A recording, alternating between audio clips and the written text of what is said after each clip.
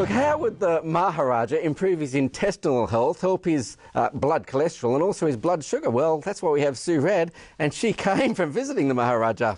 Tell us about it, Sue. Hi, James. Yeah, how are you doing good today? To see you. Yeah, I had the pleasure of actually having afternoon tea with a Maharaja and his Maharani, which is the wife. And you spoke about a health ingredient. We did, traditional because from they're India. very interested in India about using food as medicine. And of course, we spoke about psyllium, which we're going to share some information today. Okay, psyllium. Psyllium husks. Yes, okay. Psyllium husks come from a little seed called Plantago ovata. And psyllium husks are simply just a powdery substance like this. That's the outer husk, just like bran. Of the seed, that's right. And it has a very neutral flavour, can't taste much. And you can buy them simply from your supermarket. This is a kind of a cheaper kind of form. That's the raw psyllium. That's right.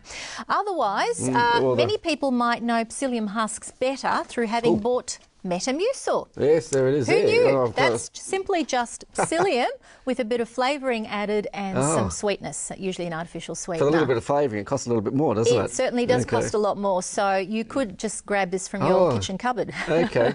Now, tell us a little bit about how does it help the body and... Well, there are many ways that psyllium can work to keep us well.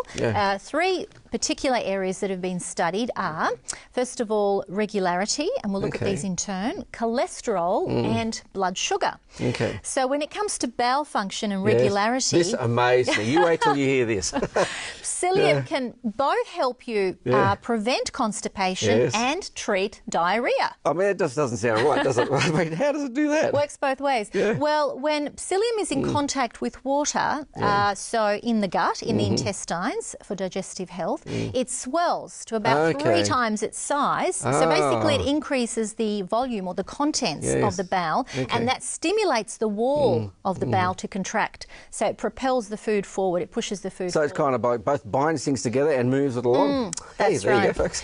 What about cholesterol? It helps cholesterol as well, does it? Absolutely, and this is where it gets really exciting because, in fact, the FDA, the Food and Drug Authority in the US, some years ago approved a health claim on food labels for foods that are rich in viscous dietary fibre in terms of lowering the risk of heart disease. Yes, that's the soluble fibre. That's right, and psyllium is loaded in soluble fibre, as you'll see in a moment.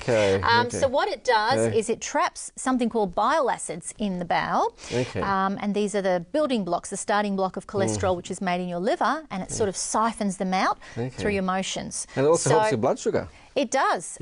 It regulates blood sugar levels by reducing those spikes in your readings after you have a meal of carbohydrates. So at my clinic, for example, we use it like food as medicine. So any diet that's looking to lower your cholesterol should include sources of viscous dietary fibre, including psyllium. Okay, look, sorry to rush you along, Sue, but I really want to get to the how do you use it part, because Sue's worked out how to make it tasty. You can use it in so many ways, James. As simple as adding a teaspoon on your breakfast cereal, and it's good to start with a small amount, check your tolerance, and then gradually build up. You do have to have fluids with it, don't you? You absolutely do have to have fluids, because why don't you add a teaspoon to a glass of water? It will swell in those fluids, and that's another tip at home.